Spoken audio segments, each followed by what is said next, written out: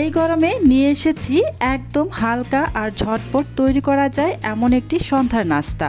আজকের রেসিপি বানাতে লাগবে না তেল, আটা কিংবা ময়দা। একদম সহজ আর ইউনিক উপকরণে তৈরি করা যাবে এই মজার নাস্তা। তাই ভিডিওটা শেষ পর্যন্ত দেখুন আর অবশ্যই বাসায় ট্রাই করে দেখবেন। চলুন তাহলে শুরু করি আজকের রেসিপি। প্রথমেই চুলা একটি প্যানের মধ্যে মেজারমেন্ট কাপে মেপে 1 কাপ পরিমাণ পানি দিয়ে দিলাম। এবার এই পানির মধ্যে দিয়ে দিব স্বাদ অনুসারে লবণ। পানিটা ফুটে ওঠা পর্যন্ত অপেক্ষা করব। পানি ফুটে গেলে এখানে দিয়ে দিচ্ছি মেজারমেন্ট কাপে মেপে 1 কাপ পরিমাণ সুজি। সুজিটা দেওয়ার আগেই চুলাটা কিন্তু অফ করে দিবেন, নয়তো পানিটা খুব দ্রুত শুষে নেবে। সুজিটা দিয়ে এভাবে নাড়াচাড়া করে ভালোভাবে মিশিয়ে নিলাম যেন সুজি দলা পেকে না যায়। সুজিটা ভালোভাবে নেড়ে মিশিয়ে নেওয়া হয়ে গিয়েছে। এবার এই সুজিটাকে আমি নামিয়ে পুরোপুরি ঠান্ডা হওয়া পর্যন্ত অপেক্ষা করব।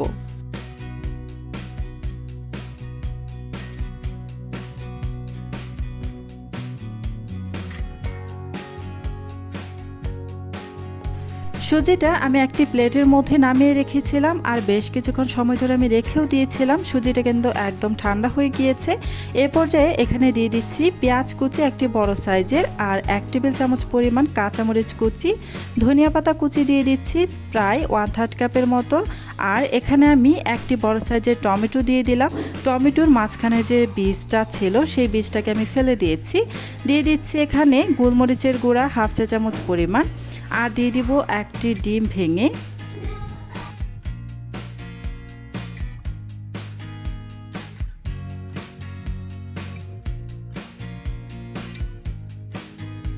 এবার হাত দিয়ে সমস্ত কিছু একসাথে ভালোভাবে আমি মেখে নিচ্ছি। খুব ভালোভাবে একটু সময় নিয়ে মেখে নিতে হবে। এখন পর্যন্ত যারা যারা আমার ভিডিওটা দেখছেন প্লিজ আমার ভিডিওতে একটা লাইক দিয়ে দিবেন। আর আমার চ্যানেলটি যদি আগে থেকেই আপনাদের সাবস্ক্রাইব করে দেওয়া না থাকে প্লিজ আমার চ্যানেলটি সাবস্ক্রাইব করে পাশে থাকা বেল আইকনটি অন করে রাখবেন। এতে করে যখন আমি নতুন নতুন রেসিপির ভিডিও আপলোড করব তখন সাথে সাথে আপনার ওখানে নোটিফিকেশন পৌঁছে যাবে। এই যে বেশ ভালোভাবে কিন্তু আমি বেশ কিছুক্ষণ সময় ধরে মেখে নিয়েছি। একদম স্মুথ হয়ে গিয়েছে, একদম দলা দলা ভাব নেই, খুব সুন্দর মসৃণ হয়ে গিয়েছে।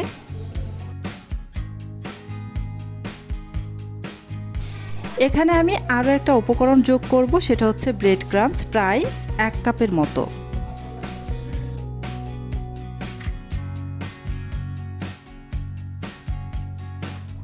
আবারও ভালোভাবে আরও একটু সময় নিয়ে ভালো করে মেখে নিচ্ছি।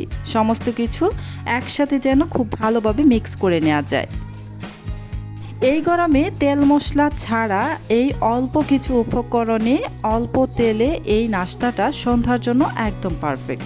বিকেলে চায়ের আড্ডায় কিংবা টমেটো সস বা যে কোনো চাটনির সাথে এই নাস্তাটা পরিবেশন করতে পারেন। ভীষণ ভালো লাগে খেতে।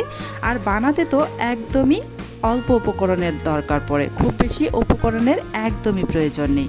এভাবে অল্প উপকরণ দিয়েই কিন্তু এই নাস্তাটা খেতে ভীষণ টেস্টি হয়।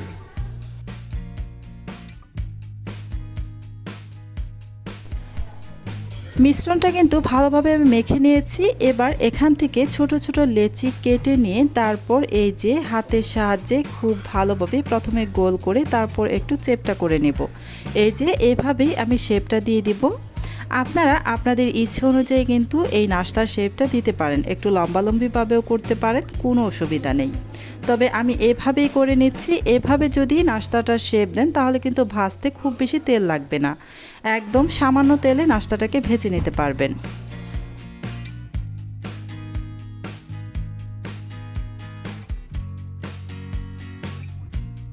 সেমভাবে সবগুলো নাস্তা আমি বানিয়ে তারপর ফিরে আসছি। সবগুলো নাস্তা বানানো হয়ে গিয়েছে, দেখতেই পাচ্ছেন ভাজা ছাড়াই দেখতে কতটা সুন্দর লাগছে। এবার চলে যাব এই নাস্তাগুলোকে ভাজার জন্য চুলায় একটা প্যান বসিয়ে দিয়েছি। প্যানটা ভালোভাবে গরম করে নিয়েছি। এবার এখানে আমি সামান্য একটু তেল দিয়ে দিব।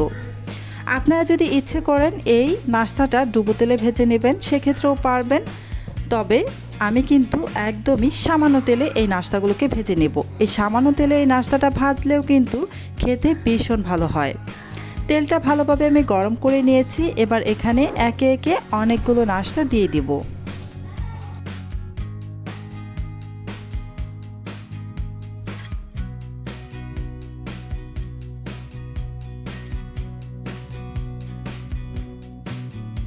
চুলার আঁচ মিডিয়ামে রেখে এপিট ওপিট করে নাস্তাগুলো খুব সুন্দর কালার করে ভেজে নেব। চুলার আঁচ কিন্তু বাড়িয়ে দেওয়া যাবে না, এতে করে উপরটা বেশ লালচে হয়ে যাবে আর ভেতরটা কিন্তু ভালোভাবে কুক হবে না। চুলার আঁচ মিডিয়ামে রেখে এই যে আমি নাস্তাগুলোকে ভেজে নিচ্ছি। এক পাশে সামান্য একটু কালার এসেছে, আমি উল্টে দিলাম। এভাবেই কিছুক্ষণ পর পর উল্টে পাল্টে দুই পাশে আমার পছন্দ অনুসারে কালার এনে তারপর নাস্তাগুলো ভেজে উঠিয়ে নেব।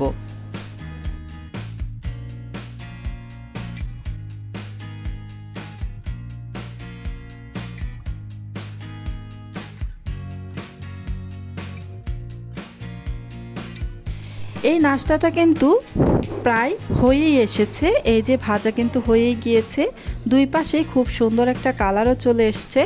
এবার এই নাস্তাগুলোকে আমি এই তেল থেকে উঠিয়ে নেব।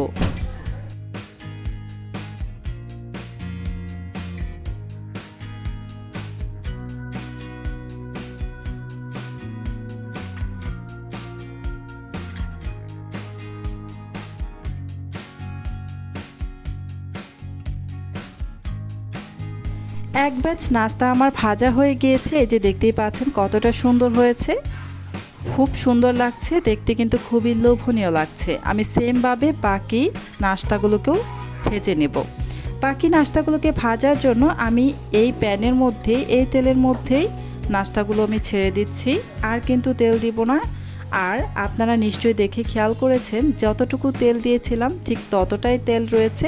তেল কিন্তু নাস্তাগুলো একদমই টেনে নেয়নি। এই ছিল আজকের একদম সহজ, হালকা আর ইউনিক সন্ধ্যার নাস্তা রেসিপি, যেটা বানাতে কোনো আটা, ময়দা, এমনকি খুব বেশি পরিমাণে তেলও ব্যবহার করিনি। একদম কম উপকরণে ঝটপট তৈরি করা যায় এমন একটি রেসিপি। আশা করি আপনাদের কাছে এই রেসিপিটা অনেক ভালো লেগেছে।